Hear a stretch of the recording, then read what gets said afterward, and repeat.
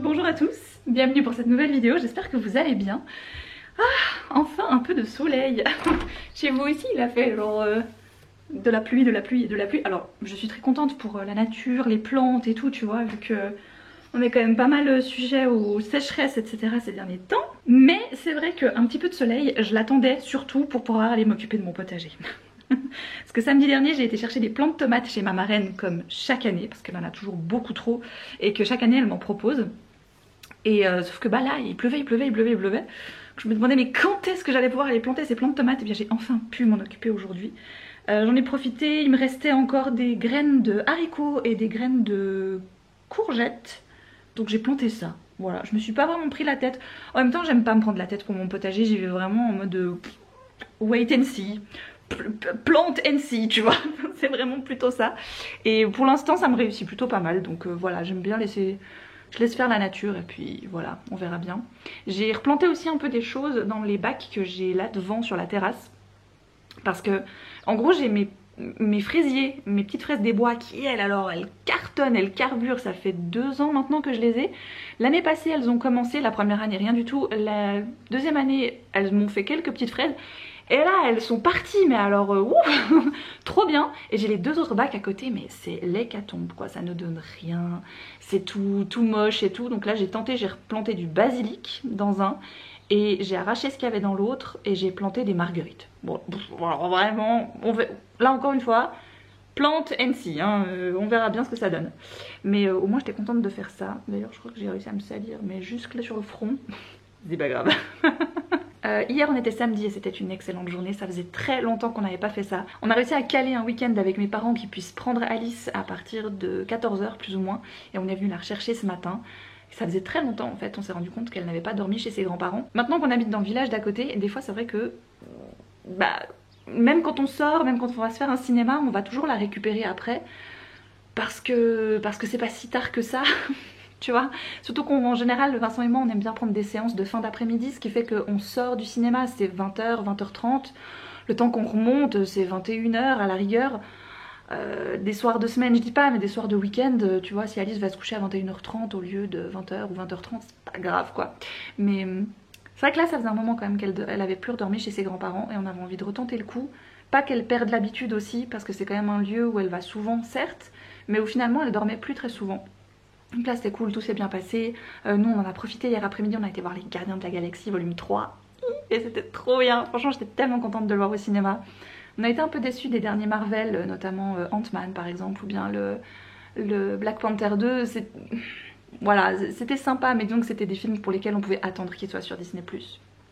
Voilà, et comme en Suisse on a de la chance, les films arrivent assez vite par rapport à la chronologie des médias sur les plateformes. Bah voilà, c'est plutôt cool. Mais par contre les Gardiens de la Galaxie, ça il fallait vraiment qu'on le voit au ciné, parce que voilà, on les a tous vus au cinéma, c'est une équipe que t'adores suivre ou pas, mais nous on les adore, donc parfait. Vraiment juste la fin était nickel. Ils ont pas été vers des trucs où je me suis dit mince, s'ils font ça, ça va m'énerver. Bah ils ont pas été de ce côté là, donc ça c'était plutôt chouette. Donc non, très cool. Et après ça, on a été se prendre un petit apéro, rien que nous deux. On a été se faire un petit resto, rien que nous deux. C'était très cool, et franchement ça nous a fait du bien. Voilà, c'était vraiment chouette. Une bonne façon de commencer le week-end et puis bah, de poursuivre aujourd'hui avec ce beau temps. Mais moi que là, ça recommence à se couvrir, mais il fait bon. Donc voilà, je n'ai pas trop foutu mes fesses à l'intérieur aujourd'hui. Je suis beaucoup dehors, occupée de mes petites plantes, etc. Puis là, je me suis fait un thé, je vais me poser dehors, continuer ma lecture.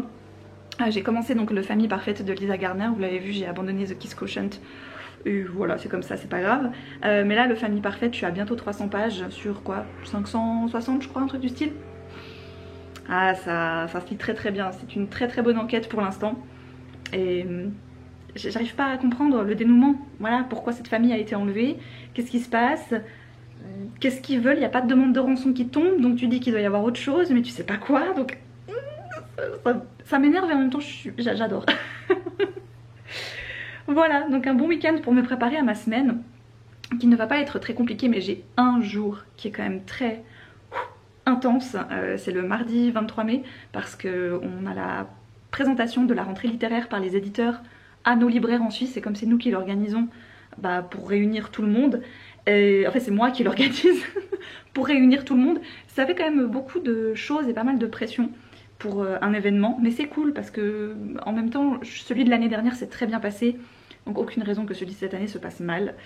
Voilà, j'aime juste que ce genre de moment arrive quand même au bout d'un moment et soit derrière moi, voilà. Mais je me réjouis que ça soit fait, voilà, tout simplement. Et demain soir je vais manger avec ma copine Anaïs et ça je suis trop contente aussi qu'on se fasse un petit resto. Ça fait très longtemps qu'on s'était pas vraiment vu et voilà, entre les divers agendas des familles, on avait pris l'habitude de une fois par mois et demi on va dire, une fois c'est nous qui allons manger chez eux, une fois c'est eux qui viennent manger chez nous. Et d'une fois à une autre on replace une date à chaque fois, histoire de pas perdre le fil, parce que c'est le genre de choses, tu replaces pas de date et puis un jour tu te dis mais en fait ça fait 6 mois qu'on s'est pas vu. Et on a eu un peu peur que ça nous arrive là parce qu'on n'avait pas pu poser de date la dernière fois. Et donc je dis écoute, là visiblement on n'arrive pas à se voir avant la mi-juin, mais avant ça il faut qu'on se trouve un soir toi et moi pour aller manger. Et donc c'est demain soir et je me réjouis trop parce que je vois jamais le temps passer. En gros on se pose, on commande à manger et en fait avec Anaïs ça se fait tellement tout seul, t'as tellement tout le temps des trucs à te dire que voilà, c'est tout simplement ça.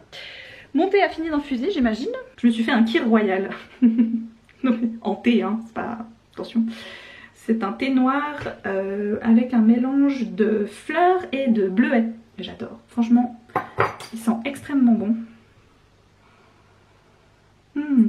J'adore cette odeur. Et je vais me prendre un petit truc à grignoter parce que c'est bientôt 4 heures. Qu'est-ce que je pourrais prendre? Faire des pop-corn? Bof. Non, j'ai déjà mangé hier aussi. Ah, j'ai encore des lignes d'or de Pâques. Salut. Trop bien. Oh, je vais manger ça. Mon petit encas de l'après-midi. Et je vais aller prendre ça dehors parce que autant profiter jusqu'au dernier moment. Commence à faire un petit peu plus frais mais ça va, ça va. Alors ça va? T'as réussi à trouver le... ce qu'il n'y avait pas? Ouais, j'ai eu tout le disque du frein. Donc Anaïs te remercie pour la réservation. Enfin, elle a dit yes merci mais je lui ai dit que j'avais réservé pour des sites. Non mais je crois qu'elle sait. Parce qu'à chaque fois je lui dis que j'ose pas puis c'est toi qui fais. Je suis gentil en plus. Non mais je sais bien. Mais tous les gens sont gentils hein, quand tu réserves dans leur restaurant techniquement. Mais... hein, que veux-tu? Mais... Vas-y oui. Oui. Ça pique un peu ce matin. Ouais. Hier avait lieu la journée de présentation de la rentrée littéraire. Alors j'avais déballé mon sac parce qu'il faut que je récupère mon ordinateur. Hop,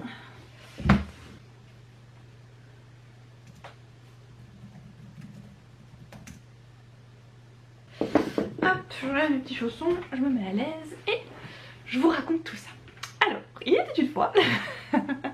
Je vous disais oui que hier avait lieu la rencontre entre nos éditeurs et les libraires de nos régions, enfin de la Suisse romande on peut dire. Il y a quasiment tous les cantons plus ou moins qui sont venus assister à cette journée.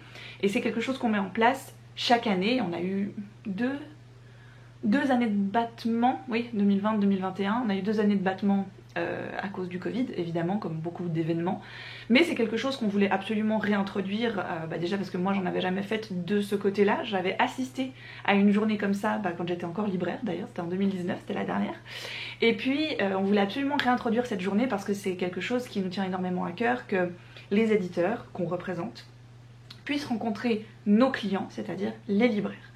Principalement ce sont des libraires qui viennent, on a aussi une journaliste qui est venue.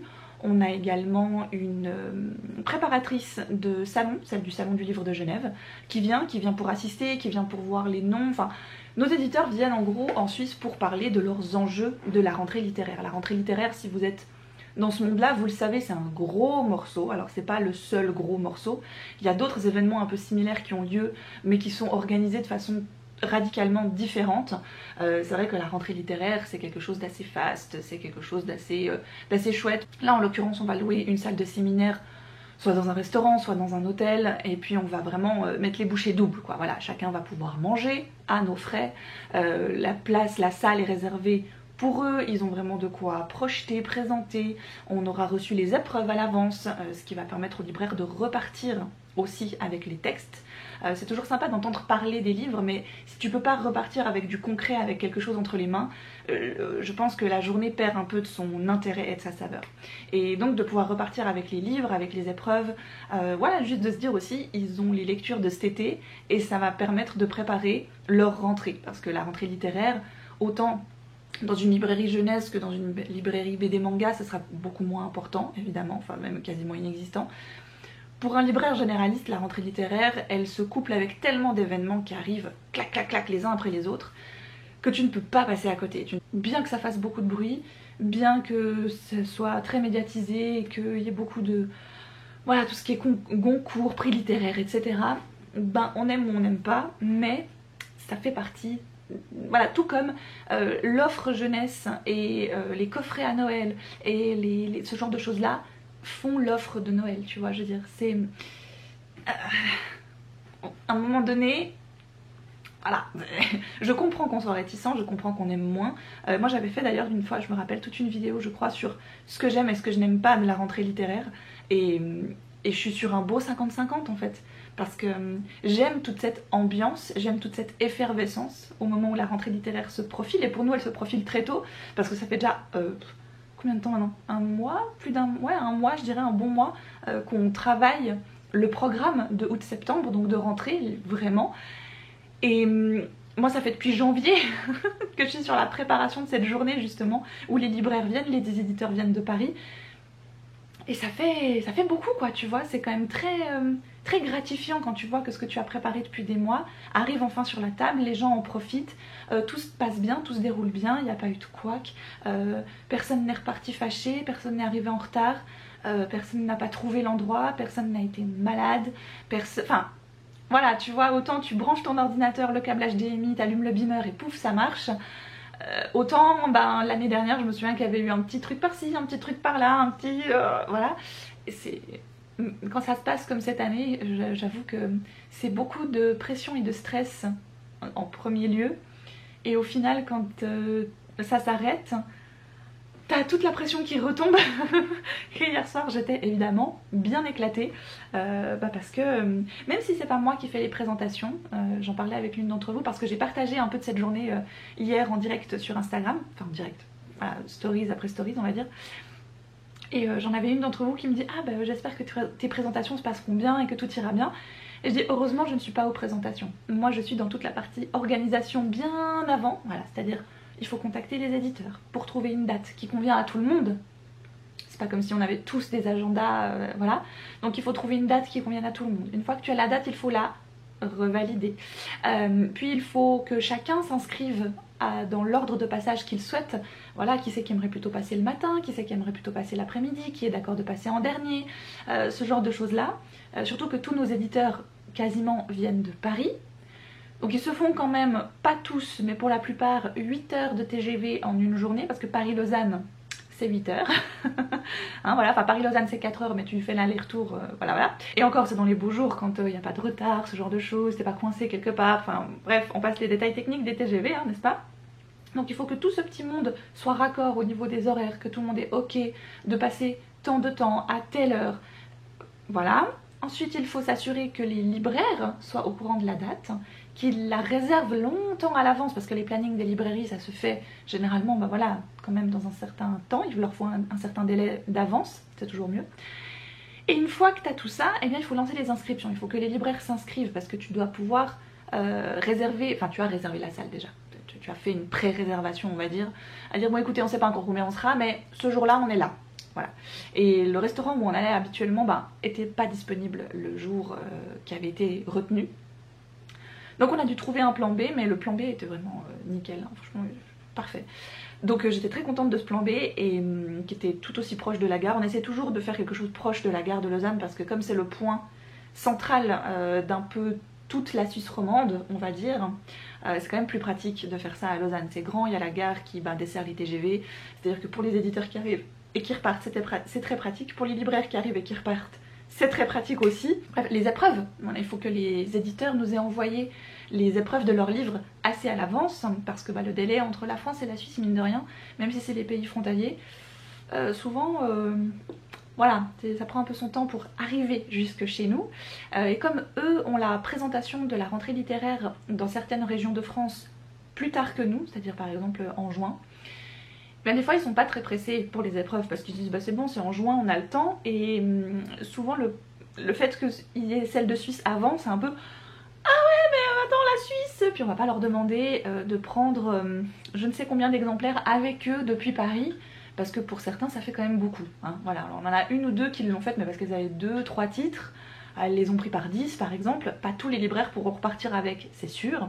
Puis les gens sont contents, voilà, de voir, de parler aux gens, de parler aux éditeurs aussi, parce que souvent les éditeurs, voilà, restent pour les pauses café, restent pour manger. Donc c'est chouette de pouvoir échanger avec eux finalement, c'est vraiment une chouette journée, c'est vraiment quelque chose de très... T'es plein d'adrénaline pendant toute ta journée parce que même si je ne fais pas de présentation, je suis toujours sur le qui-vive, tu vois. Je suis toujours en mode genre, est-ce que telle personne est arrivée? Parce qu'ils n'arrivent pas tous en même temps. Est-ce qu'ils ont trouvé? Est-ce que tout va bien? Est-ce que nanani, nanana? Donc c'est grisant, tu sais. T'es comme ça toute la journée, genre... Et à 4h, 4h30, j'ai vraiment l'impression qu'elle fait... C'est bon, tout s'est bien passé, maintenant, maison, dodo.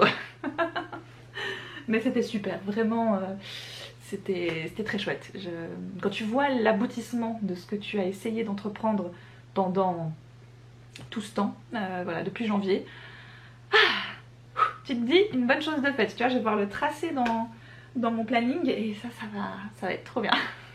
Bon, après un petit déjeuner, passons aux choses sérieuses. Sérieuses. Oula, attention, hein. La dame s'excite un petit peu peut-être, hein, je ne sais pas.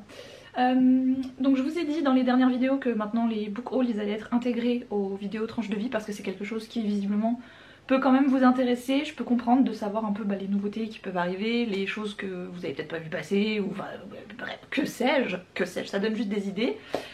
Je vais pas faire toute la malle aujourd'hui je pense parce qu'elle est vraiment énorme et cette vidéo sera interminable si je fais toute la malle, mais je vais faire la moitié dans cette vidéo, la moitié dans la suivante, comme ça sera quand même un petit peu séparé et on pourra quand même peut-être parler d'autres choses. Ah oui, je voulais quand même vous parler lecture parce que avant qu'on parle de livres que j'ai pas lus, en ce moment je suis en train de lire 3 livres en même temps, ça ne va pas du tout. Donc j'avance très doucement dans mon Jane Austen, hein, Raison et Sentiment, Le cœur et la raison, prenez ça dans l'ordre que vous voulez, bref. Parce que c'est bien long quand même, hein. Voilà. Alors j'en ai discuté avec l'une d'entre vous, avec qui je discute quand même assez régulièrement. Mabap, si tu passes par là, voilà. Qui me disait d'ailleurs qu'elle avait trouvé que le Raison et Sentiment était assez long, très lent. Et que Oupia c'était carrément Emma Thompson quand elle l'a adapté.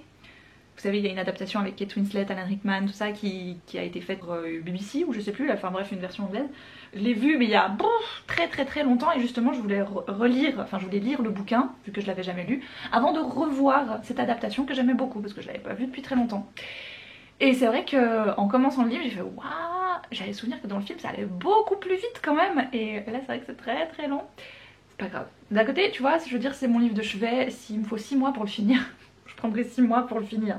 That's it, c'est pas très grave. Et donc je suis toujours là-dessus. J'arrive, mais alors vraiment, mais au bout de Famille Parfaite. Je ne vois pas quel sera le... En fait j'ai 2 suppositions pour le twist. Mais pour l'instant je me demande laquelle des 2 ce sera. Ou si ça va être une 3e que je n'avais pas envisagée. J'espère que ce sera une 3e que je n'avais pas envisagée. Vous savez comment on est quand on lit un thriller, on a envie de se faire surprendre, on a envie de... Voilà, se dire oh my god, j'avais pas vu le truc venir. Donc pour rappel, on va parler de la famille des Denbe qui possède une très grande société de construction qui construit surtout des hôpitaux, des prisons, des universités. En quelques années seulement, le fils qui a donc repris l'entreprise familiale a réussi à multiplier le chiffre d'affaires, etc. Sauf qu'un beau jour, il rentre, enfin un beau soir, il rentre d'une soirée au restaurant avec sa femme, avec qui c'est un petit peu tendu en ce moment. Et ils vont se faire surprendre dans l'entrée de leur maison qui pourtant est méga high-tech, hyper protégée, tout ça. Et ils vont se faire kidnapper avec leur fille Ashlyn qui a 15 ans. Puis ce qui est assez marrant dans la construction et dans la narration de cette histoire, c'est qu'on va avoir un chapitre sur 2 ou 3, le point de vue donc évidemment des enquêteurs. Tessa Leoni est maintenant détective privée et elle a été engagée par la société de construction pour enquêter sur cet enlèvement qui est quand même très étrange. Puis on va avoir aussi le point de vue d'autres enquêteurs parce qu'il y a 2 États des États-Unis qui sont concernés et forcément que les polices vont un peu se tirer dans les pattes au début, puis finalement ils vont faire équipe, il y a le FBI, ils s'en mêlent, etc.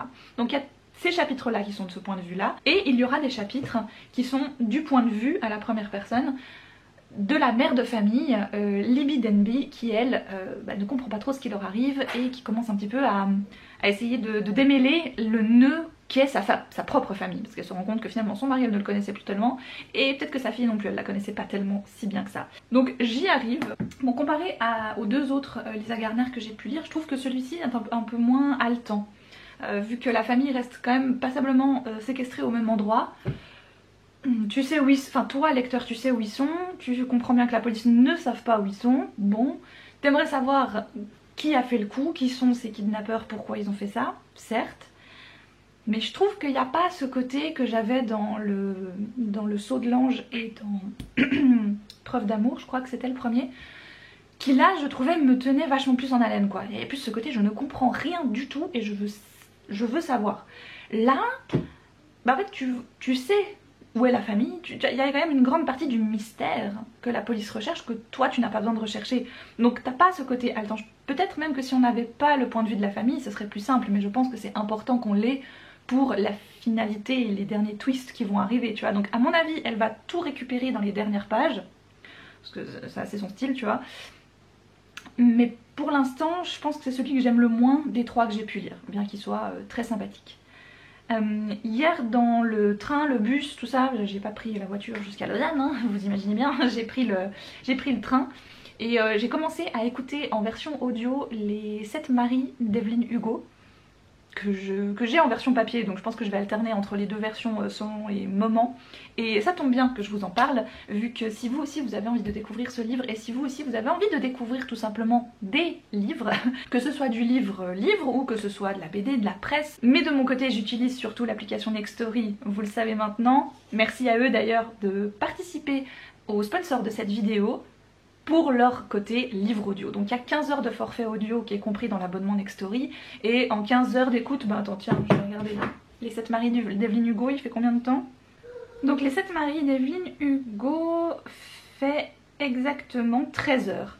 Donc en un mois de forfait audio, vous pouvez facilement l'écouter. Personnellement, le forfait de 15 heures d'écoute par mois dans l'application Nextory me suffit amplement, parce que j'ai déjà remarqué qu'un livre audio, ben je n'y suis pas à 100% pendant toute une journée par exemple. Je vais pouvoir écouter peut-être, je sais pas moi, 40 minutes par-ci, 30 minutes par-là. Finalement, ce qui fait qu'un livre audio, je peux le traîner assez longtemps, surtout s'il est très long. Je vous ai parlé de la dernière fois de Reste d'Adeline Dieudonné, bon ben lui, en 4 heures c'était fait, et je suis passée à un autre. Tu vois. Si vous de votre côté vous avez envie de tester que ce soit le livre audio, le livre que vous avez tout le temps à disposition, ça peut honnêtement vraiment vous dépanner une situation d'avoir Nextory dans votre téléphone, que ce soit pour de la presse, des BD, il y a des livres de cuisine aussi, des livres plutôt pratiques.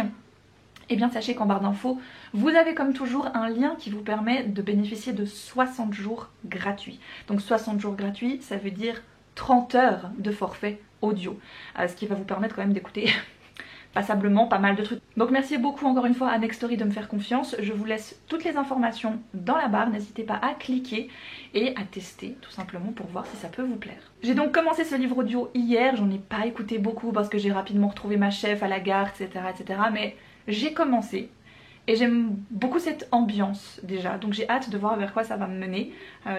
C'est beaucoup trop tôt pour que j'en parle réellement. Entrons dans le vif du sujet. Hier j'ai ramené un livre, on va commencer par celui-là. Hier j'ai ramené un livre de la rentrée littéraire parce que à la toute fin, quand il fallait remballer les épreuves que les libraires n'avaient éventuellement pas pris, je suis repartie avec le dernier exemplaire qui restait sur la table du prochain Kieran Millwood Hargrave, donc La danse des damnés, qui pendant que l'éditrice nous en parlait j'étais assez passionnée, vu qu'on va parler d'un véritable fait historique de danse qui avait lieu au milieu de villages et qui d'un premier point de vue paraissait très étrange, voire même dérangeante, et qui en fait ne l'était peut-être pas tant que ça. Donc vous savez, c'est l'autrice des Graciés, elle a écrit pas mal de choses, notamment aussi pour les enfants. J'avais beaucoup aimé les Graciés, bien que j'avais trouvé la plume parfois un peu lente peut-être, mais j'ai envie de retenter le coup. Et franchement, j'aime vraiment beaucoup cette couverture que je trouve très belle. J'avais noté de me faire gentiment mes prochaines listes thématiques aussi. Donc de remplir la pioche de lecture, ça aide, on va dire, à faire ça. Je vais peut-être quand même essayer de faire toute la malle aujourd'hui. Ça va faire un peu beaucoup, mais on va y arriver. Bon, déjà, là j'avais reçu le cristal d'Abos, le ici et seulement ici. Voilà, je déteste les bandeaux. Voilà. Bon, ça on verra. Je sais pas, je pense que celui-ci va partir dans la pioche de lecture du printemps, donc il sera pas lu avant l'année prochaine. Mais parce que je sais pas trop dans quel univers le mettre. Ça a l'air assez spécial. Donc ouais, on verra. Je le mettrai probablement dans celle du printemps en effet. Là, ces trois là, je vous les présente pas parce que je vous les ai présentés dans les dernières. Donc voilà, celui-ci je vais le mettre dans ma pioche de lecture de l'été. La famille Seagrave. Les sorcières, ça ira en automne, bien évidemment. Et puis tout ce qui est à toi brûlera. On verra encore, je ne sais pas. Ah, donc ce que je fais en général, c'est que je me munis de mon petit calepin comme ça, qui est donc mon carnet de pioche de lecture, dans lequel je note les titres que je rajoute à ma pioche de lecture au fur et à mesure de mes ajouts. Alors je fais ça tous les 3 mois environ, ça me permet de faire une grosse brassée. Ce que j'aime bien sur Livre Addict, c'est que du coup j'ai le chiffre de ma pioche de lecture actuelle qui s'élève à 165 livres, tout confondu. Ce que j'aime bien faire avec ça, c'est que là c'est sûr, en un coup, ça va me faire augmenter le panier à je pense 195, j'en ai peut-être une trentaine là qui vont rentrer, grosso modo. À voir. Des fois ce que je fais, c'est qu'il y a des livres que je ramène du travail et à bien y réfléchir, certains je les rajoute même pas. Certains finalement je les offre à quelqu'un parce que je me dis oui, bien sûr, oui, mais est-ce que vraiment pas sûr. Donc voilà, le moment qui reste dans la malle, ça me permet de réfléchir un tout petit peu et quand je les revois de me dire ouais mais non finalement. C'est pas... voilà. C'est peut-être un peu le cas de tout ce qui est à toi brûlera. Il avait l'air vraiment super bien. Non mais non, ça a l'air vraiment super bien. Non, celui-là je vais le mettre. C'est aussi à ce moment-là que je décide si le livre va... dans quelle pioche il va aller. Alors là, comme on est dans un truc un peu thriller et tout, je vais le mettre en hiver je pense. Souvent ce que j'aime faire aussi avec mes listes, c'est me rendre compte de combien de livres j'ai dans chacune de ces listes. Ça peut m'aider à me dire bon je vais essayer de répartir un peu mieux. Par exemple là si je prends la liste du printemps, j'ai plus que 16 livres à l'intérieur. Désolée, la lumière est pas terrible pour vous de ce côté là. Je vais vous mettre de l'autre côté en fait.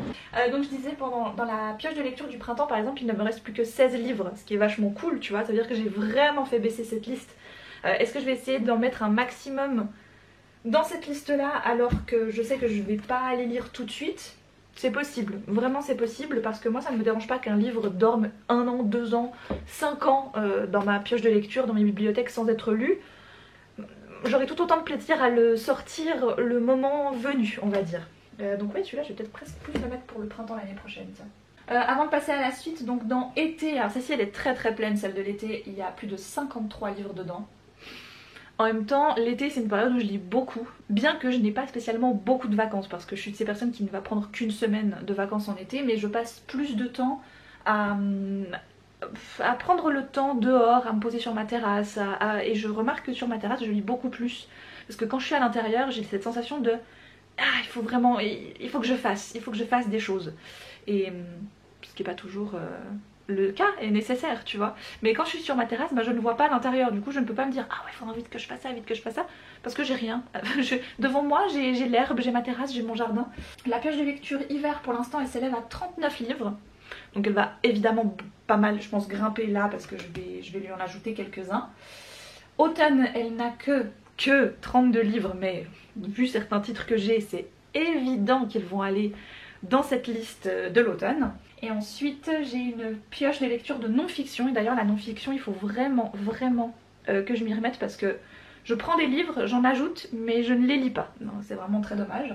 Je vous mettrai évidemment toutes mes listes en barre d'infos si vous voulez aller voir. Deux listes que je continue à alimenter qui sont donc uniquement des livres que j'ai déjà lus, mais si vous avez envie d'idées, vous pouvez aller piocher là-dedans. Il y a notamment la liste sorcière où il y a déjà 16 recommandations. Et dans ces recommandations, ce sont des livres que j'ai aimés. Si j'ai lu des livres sur cette thématique-là que je n'ai pas apprécié, je ne vais pas les mettre dedans. On est d'accord. Et ensuite il y a le sujet, la liste chronique familiale, où là aussi il y a 12 livres de chroniques familiales que j'ai beaucoup aimé et que j'ai décidé de mettre dans ces listes. Et donc une fois que j'ai fait ça, le livre ira se mettre je pense sur mon canapé, comme ça après ça ira dans les bibliothèques. Ce que je fais c'est que je note dans mon petit carnet le titre, ou en tout cas le début, l'auteur ou l'autrice, puis ensuite le nombre de pages qu'il a. Donc là 279. Et tac, celui-là il peut partir, il ira se faire ranger. J'ai pris, et celui-ci je crois que je vous l'ai montré sur Instagram quand je l'ai pris, le premier tome de la Guilde des Ombres de Anatrice, Le Don de Mort. Alors c'est un sacré pavé hein, et je crois que tous les tomes font environ 850-900 pages. Donc j'ai pris que le premier, bien que ce soit chez Pocket, donc j'ai le droit de prendre des livres gratuitement via mon travail. C'est aussi pour ça que j'ai beaucoup de livres, c'est parce que j'en ramène énormément des bureaux. Donc je remercie énormément le fait d'avoir ce travail qui me permet justement de pouvoir profiter de ce genre d'avantages. La Guilde des Ombres, on est vraiment dans une saga fantasy pure et dure, très dark fantasy. Il me faisait super envie parce que je l'ai vu sur le compte Instagram de Velourtine, qui est un super compte Instagram si vous cherchez des recommandations lecture très variées. Elle fait beaucoup de stories aussi de ses avancées lecture qui sont très drôles. J'ai découvert ce compte complètement par hasard parce que j'aimais bien son pseudo et donc je me suis abonnée et en fait j'aime beaucoup ce qu'elle propose et elle avait fait une très bonne critique de la Guilde des Ombres. 857 pages, allez, bim. Bon bah celui-ci sans surprise, comme c'est de la fantaisie pure et dure, je vais le mettre en automne parce que c'est là où je préfère lire ce genre de bouquin. Bon là c'est un peu particulier parce que d'habitude je fais ça tranquille pendant que je m'écoute une série ou regarde une vidéo ou ce genre de truc. Là ben je le fais avec vous, donc je mets pas ma musique bien évidemment. Mais normalement je me fais un petit truc un peu sympa, un peu cocon. Tiens c'est marrant, j'ai fini les Firefly Lane l'autre jour, je vous en parlais. C'est celle qui a écrit le livre dont est adaptée la série de Firefly Lane, que je n'ai pas lu, mais par contre j'ai lu Le Paradis Blanc de cette autrice cet hiver, qui a été mon premier coup de cœur de l'année, vraiment, peut-être même mon seul coup de cœur de l'année pour l'instant. Et là elle a sorti un nouveau, enfin en français elle vient de sortir Le Vent des Sables, Les Vents de Sable, pardon, chez Michel Lafon. Voilà, ça se passe dans les années 30 au Texas. C'est une femme qui se fait abandonner par son mari, elle va devoir se battre pour ses terres. Ce genre de destin de femme, ça me parle. Il a l'air de faire chaud sur cette couverture, je vais l'être en été, mais j'ai déjà beaucoup de livres en été, ça va pas du tout. Qu'est-ce qu'on a là? Le Cœur de sorcière de Geneviève Gornichek, c'est un titre que j'avais déjà repéré en version anglaise. Regardez-moi cette petite beauté hein, qui est sortie aux éditions Sabran. Donc Sabran c'est une sous-maison d'édition des éditions de Saxus, vous les aurez probablement reconnues. Voilà, donc de Saxus c'est un peu splitté pour pouvoir couvrir un peu plus de domaines, notamment du contemporain, plutôt des romans young adultes, de la fantasy, des réécritures de contes et légendes, ce genre de choses là. Et donc ils ont fait plusieurs sous-collections de leur propre maison d'édition. Et notamment là, un de ceux qui est sorti et qui me faisait le plus envie, c'était Cœur de sorcière, que j'avais déjà repéré en anglais. Bon bah ça tu vas aller en automne. Donc les livres où je suis moins pressée, où je me dis j'ai le temps, c'est pas grave, s'il reste un peu dans ma pioche, je me dis pas ah là j'aimerais pouvoir les lire prochainement. Mais de toute façon c'est pas le cas des 3/4 des bouquins que j'ai dans ma pioche, je veux dire il faut se rendre à l'évidence. Dans une pioche de lecture qui fait déjà plus de 50 bouquins, je ne peux pas lire 50 livres en un été, enfin, même avec toute la passion du monde tu vois.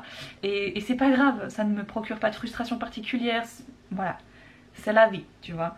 Je vais mettre par exemple Duchesse de Chris Whittaker qui a vraiment été très plébiscité, que j'ai vu un petit peu partout au moment de sa sortie chez Sonatine. Puis bon le temps que je m'y intéresse il est sorti chez Pocket quoi hein, voilà. Donc même quand tu bosses avec certaines maisons d'édition professionnellement parlant, il y en a que tu passes à côté.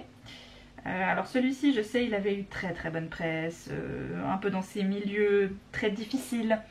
On y parle notamment, pour moi ça me fait vraiment penser à Mon Territoire par exemple de Tess Sharp, qui pour moi a vraiment une plume et un univers toujours très sombre de cette Amérique un peu déchue quoi on va dire. Alors le résumé de Duchesse en tout cas me fait penser à ça, et comme c'est pas vraiment lié pour moi à une saison particulière, je vais la mettre pour le printemps prochain, ce sera largement suffisant. Le Silence des Repentis de Kimi Cunningham Grant, pardon, c'est un livre que j'avais vu en grand format complètement par hasard et forcément j'ai vu de la neige dessus, j'ai fait oh waouh, c'est quoi? Une fois que j'avais vu le résumé, c'est l'histoire d'un père je crois qui vit avec sa fille de 8 ans complètement coupée du monde dans les Appalaches. Voilà. Moi je crois que j'ai vu que ça, j'ai dit c'est bon, je prends. Les forêts, tout ça, déjà le silence des repentis, moi le silence, c'est un mot qui me parle. Donc ça forcément, vu la couverture, je vais le mettre en hiver. Des fois une couverture peut être trompeuse, un résumé aussi cela dit. Mais quand on n'en sait rien parce qu'on l'a pas encore vu, bah on peut pas vraiment faire autrement. Gods and Monsters, suite et fin de trilogie de Shelby Marourin, c'est celle qui a fait Serpent and Dove.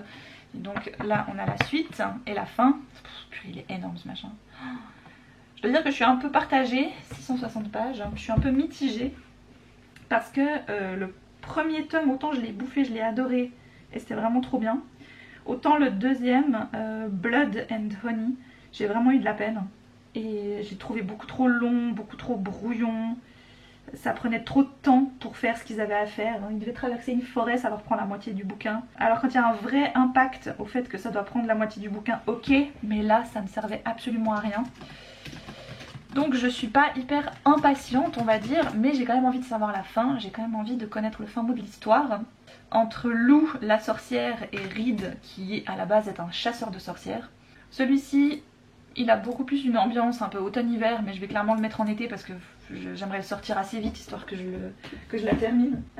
J'ai pas beaucoup de... Ah si, j'en ai un deuxième là. J'ai pas énormément de non-fiction. J'en ai je crois 3. Mais c'est déjà bien. Vu à la vitesse à laquelle je les lis pas, enfin, ça serait bien que je m'y mette. Donc le dernier Mona Chollet, Réinventer l'amour, je l'avais depuis longtemps mais je l'avais pas mis, mais je crois que je l'ai déjà noté. C'est juste que je l'avais oublié dans ma voiture. Il faudrait que je me trouve une sorte de rythme et presque de rituel pour lire mes romans, enfin mais pas mes romans justement, les livres de non-fiction, des essais, etc. de choses qui m'intéressent, que j'ai. Et que je prends jamais vraiment la peine de sortir parce que je me dis toujours ouais une prochaine fois, non mais là j'ai plutôt envie de lire un roman. Mais le problème c'est que j'ai toujours envie de lire un roman. Donc une fois il faudrait juste que je passe à l'action. Ensuite on a eu 2 journalistes suisses. Alors une elle est pas journaliste, elle est psychologue et psychothérapeute. L'autre est journaliste. Qui ont sorti des livres qui sont suissesses. Et du coup j'étais hyper contente, j'étais hyper fière. Le premier c'est celui de Alessandra Corday, Être parent, parlons-en. Donc les clés pour comprendre votre enfant et l'accompagner au quotidien. Je suis très sceptique et réticente des bouquins de pédagogie et d'éducation de l'enfance parce que pour moi ça se résume pas à un livre, mais c'est pour ça que j'en ai lu très peu et que je suis, voilà, comme je vous dis, pas une grande adepte. Certains et certaines, je pense, peuvent nous donner des pistes, des suggestions, des façons de faire qui peuvent éventuellement nous correspondre, mais c'est comme les livres de développement personnel, faut vraiment prendre ça tranquille, lire et retenir ce qui nous semble pertinent pour nous, pour notre enfant, pour notre couple, pour notre vie de famille, et pas se prendre tout au pied de la lettre et se dire waouh elle a dit c'est comme ça dans le livre du coup je vais faire tout pareil et puis ça va fonctionner. Non, parce qu'on n'a pas les mêmes enfants. Je pense qu'elle en a vu beaucoup par rapport à son métier notamment, mais ça veut pas dire qu'elle a vu tous les modes d'enfant possibles. Donc c'était aussi beaucoup par curiosité que je l'ai pris. C'est de plus en plus rare que je doive ajouter un livre sur livre addict. Bon bah celui-là je vais devoir l'ajouter parce qu'il n'existe pas. Voilà. Et donc l'autre c'est celui de Amanda Castillo que on avait suggéré son nom pour le salon du livre de Genève notamment. Et si les femmes avaient le droit de vieillir comme les hommes. J'aime beaucoup cette thématique, ce droit au vieillissement des femmes qui n'est pas du tout le même que la permission, j'ai l'impression, qu'ont les hommes. Alors je continue avec un manga. Donc l'Éden des sorcières tome 5. C'est une très bonne série de manga. Il n'y en a pas beaucoup des séries de manga que je continue vraiment. Parce que je me lasse assez vite. Et quand je vois qu'une série de manga prend trop de temps... Ça va, ça fait des gros câlins? Oui. Oui. Donc oui, je disais, dans les séries de manga, je me lasse assez vite. J'ai abandonné Freerun comme ça. Parce que je me suis dit, bah ouais, bon, c'est bon. À un moment donné, moi, il faut que j'ai une fin, quoi. Enfin, c'est comme les séries interminables, ce genre de choses. C'est pas du tout mon délire. Là, je dirais que pour l'instant, j'aime bien l'idée qu'il y a derrière et Je sais pas, je trouve que ça se lit facilement. Le prochain c'est La mer sans étoiles de Erin Morgenstern. Alors celui-ci je l'ai vu passer très régulièrement, que ce soit sur les réseaux, que ce soit à peu près partout je crois quand il est sorti. Moi je suis passée à côté, je me suis dit que ce serait pas trop mon truc, puis je ne sais plus pourquoi. Je l'ai recommandé finalement, enfin je l'ai pris parce que j'ai vu qu'il est sorti en poche. J'ai certainement dû voir des chroniques positives et puis voilà. Des fois, ceci explique cela. Je sens que cette pioche de lecture de l'automne, elle va être énorme elle aussi. La fabrique de poupées, qui est aussi sortie en poche. Bon, il y a un petit... Bon, je sais plus exactement quand, mais bon, voilà, bref.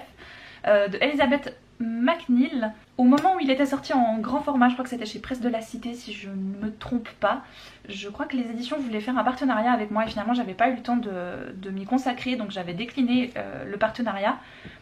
Puis là j'en ai réentendu parler pour une éventuelle adaptation, je crois qu'il serait possible qu'il soit adapté et j'avais envie de m'y plonger. Et comme on est dans un univers qui peut passablement quand même pas mal me plaire, Londres 1850, une super exposition universelle qui va avoir lieu et l'histoire d'une jeune fille qui va être mêlée à toutes ces histoires de cette époque-là, en tout cas tiraillée entre deux personnes qui sont amoureux d'elle, enfin bon.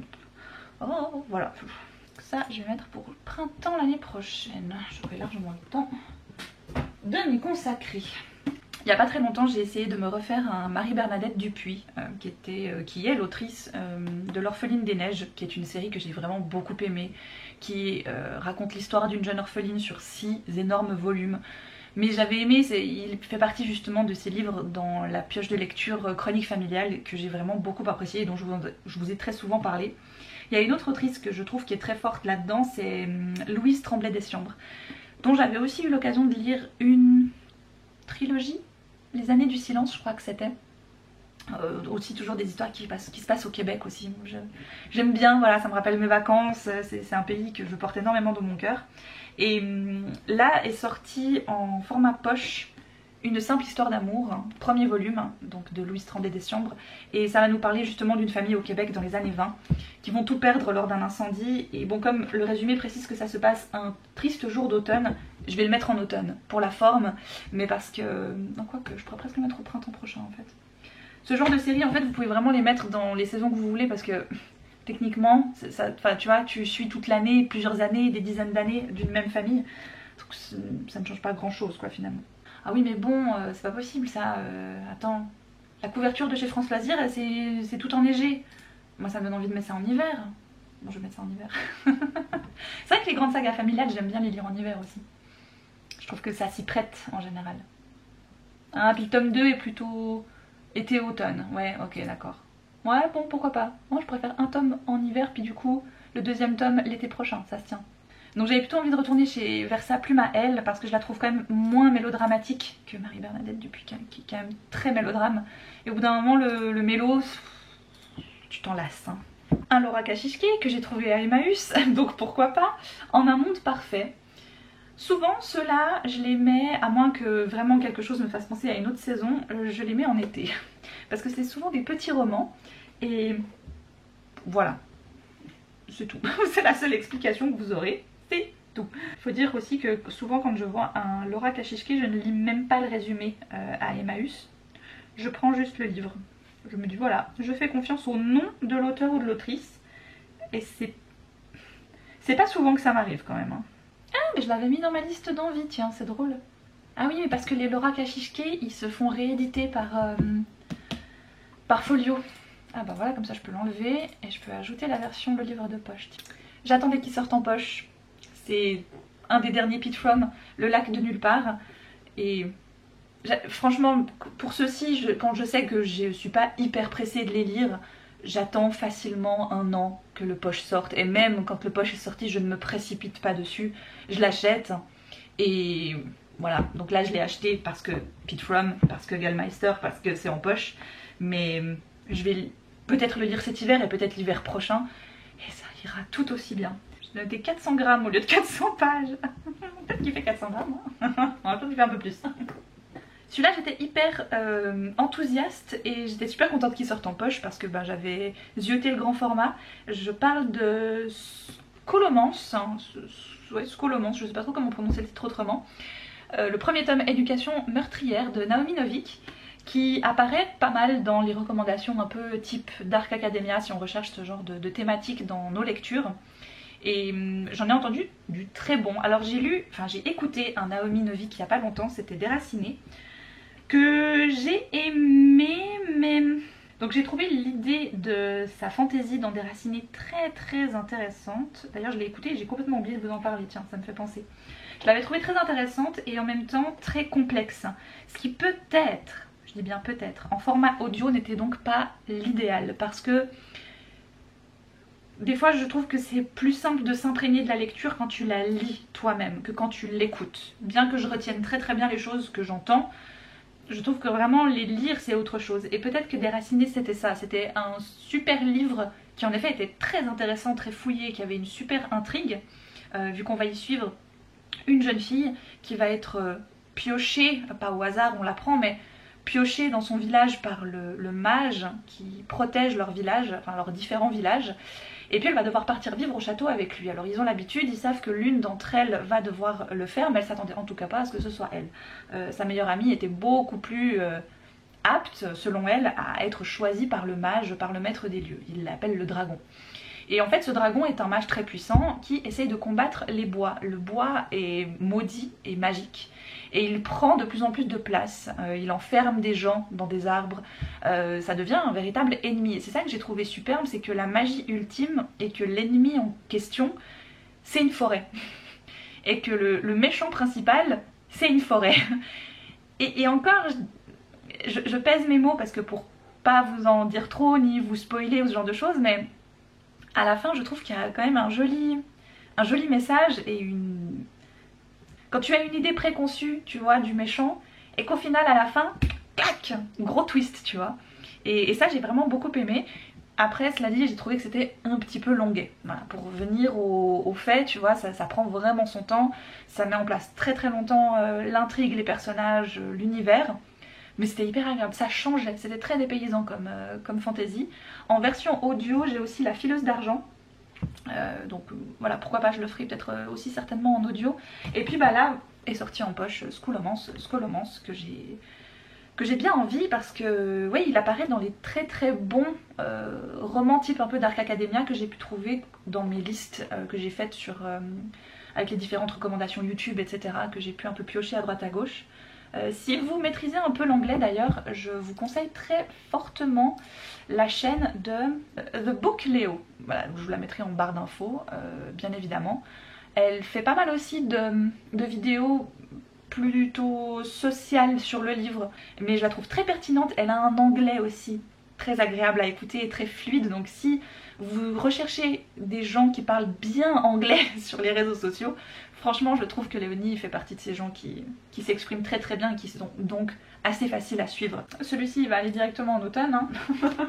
Alors celui-ci j'étais pas sûre, hein. Franchement je l'ai acheté, mais je ne sais pas. Enfin si, je vais le lire parce que je suis faible, mais j'ai attendu que sorte en poche le premier tome de King of Scars de Leigh Bardugo qui fait donc suite à la saga, enfin qui fait partie du Grishaverse de Leigh Bardugo. Si vous regardez Shadow and Bone sur Netflix notamment, forcément que la fin de la saison 2 signe la fin des 3 tomes de Grisha, si on veut bien, hein, vite fait, rapidos, ils ont pris des facilités, ils ont fait 2-3 trucs un peu vite fait.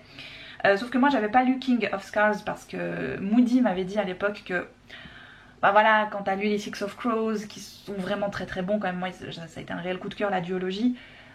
King of Scars c'est un peu, voilà, c'est un peu moins bon. Mais maintenant que j'ai compris où ils veulent aller à la fin de la saison 2 pour la dernière saison, parce qu'à la base je crois qu'ils voulaient faire 3 saisons de Shadow and Bone, voilà, évidemment je vais lire King of Scars maintenant que tu sais, limite couteau sous la gorge, j'ai pas le choix. Non, pas du tout, vous savez bien, mais j'aime bien quand j'ai... En fait, quand j'ai commencé quelque chose, j'aime bien le terminer, tu vois. Donc je savais au fond de moi qu'à un moment ou à un autre, j'allais y venir à King of Scars.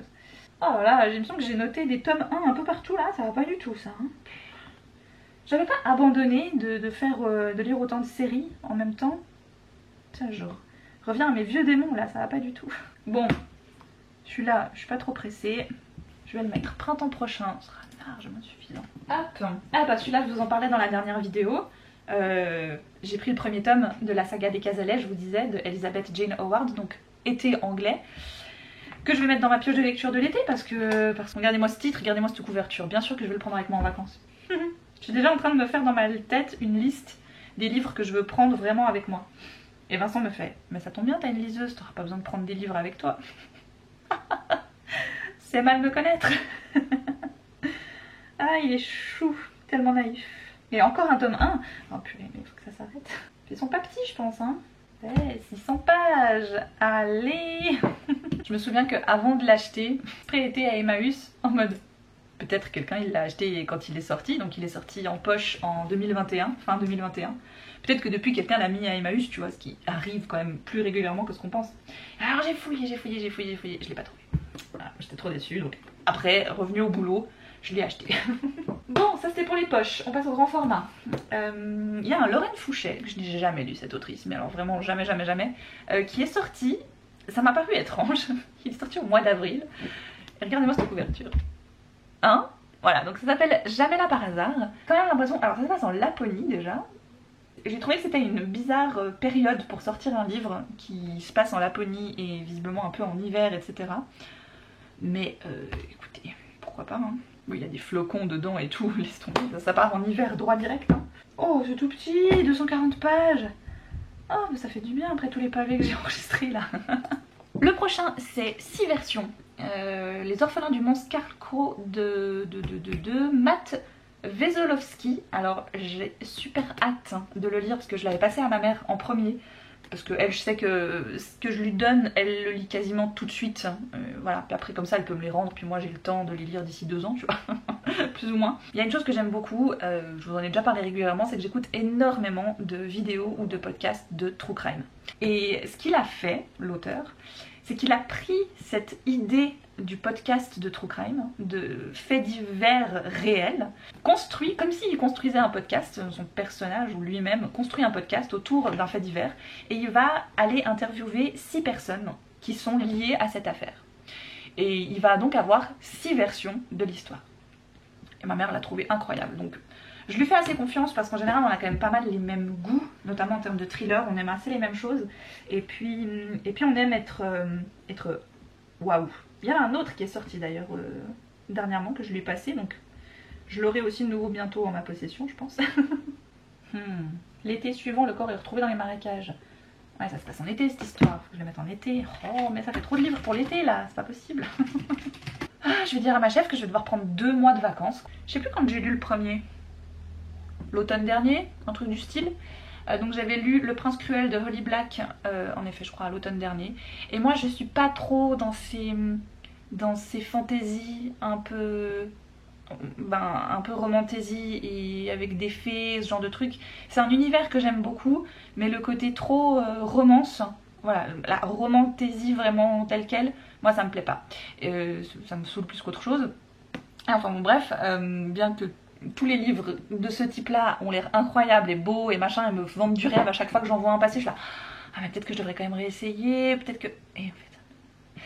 Je me souviens que pour Le Prince Cruel, beaucoup d'entre vous m'avaient mise en garde parce que j'en parlais justement comme un de ces bouquins de romantaisie. Puis quand même, ceux qui l'avaient lu m'avaient dit, oh non mais tu verras, il est quand même plus que ça. Et en effet, je trouvais qu'il était très très politique, qu'il y a un moment donné, il y a un passage, j'étais là, qu'est-ce que je viens de lire? Mais comment on fait pour la suite maintenant? Donc vraiment j'avais été assez bluffée par ce premier tome. En même temps j'aurais juste dû faire confiance à Holly Black quoi. Voilà, c'est juste ça de base.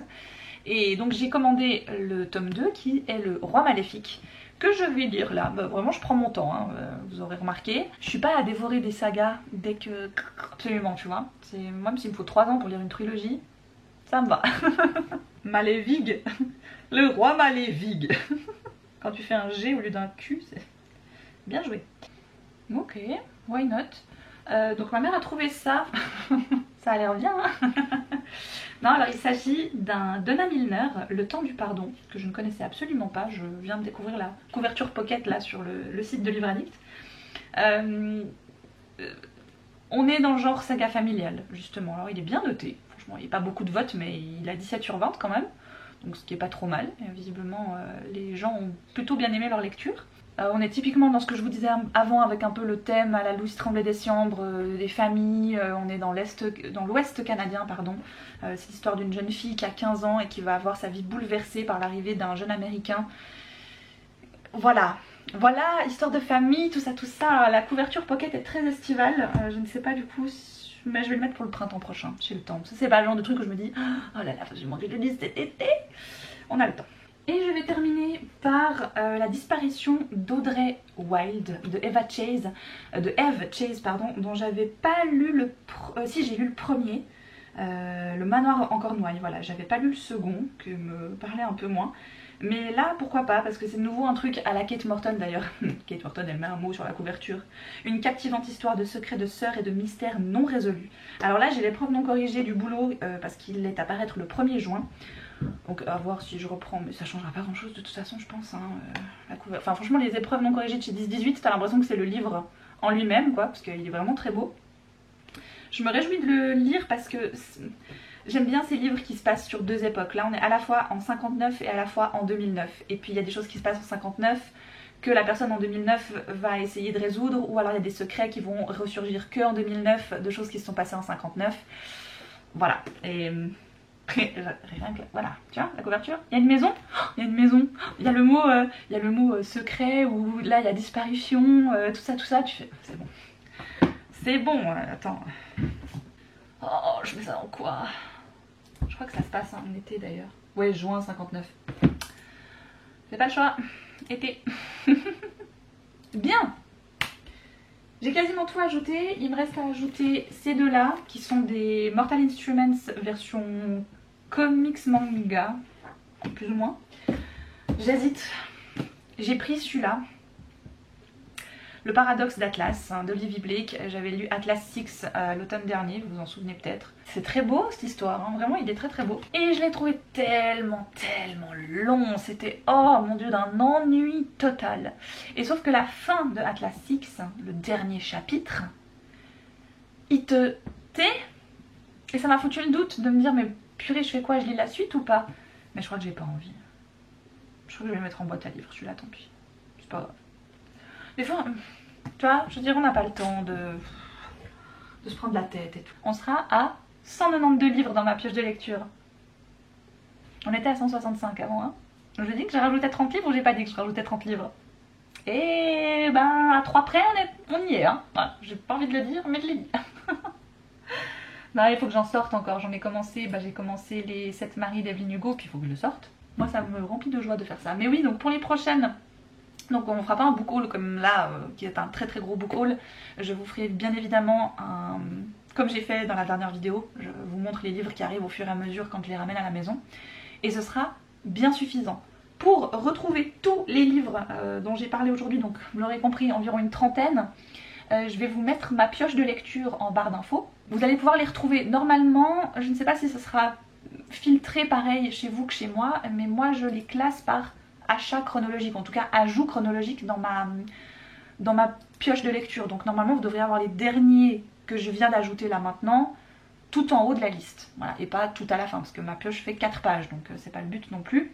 Mais normalement sur la première page, vous devriez avoir tous les livres que j'ai déjà... que j'ai mentionné, voilà. Bref, je crois qu'on a bien travaillé, je crois que cette vidéo touche largement à sa fin. Elle aura été très concentrée sur ce book haul, mais il fallait absolument que je puisse le mettre, parce que sinon on n'allait jamais s'en sortir, vous comprenez. Je vous rappelle que vous avez 60 jours offerts si vous allez dans la barre d'infos et que vous cliquez sur le lien qui vous permet de tester Nextory gratuitement pendant 60 jours, n'hésitez pas. Je vous embrasse très fort, je vous souhaite de merveilleuses lectures et je vous dis à une toute prochaine.